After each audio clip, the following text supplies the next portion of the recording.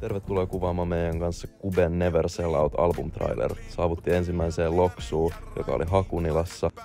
Laitettiin paikka koreeksi ja alettiin kuvaamaan. Ensiksi otettiin lähäreitä Pro Blinzilla Kuben naamasta.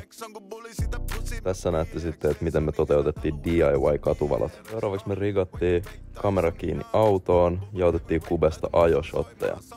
Päivä 2. Saavuttiin meidän seuraavaan lokaatioon, joka on JDM. Laitettiin lavasteet paikalle ja sitten aseteltiin vielä valot.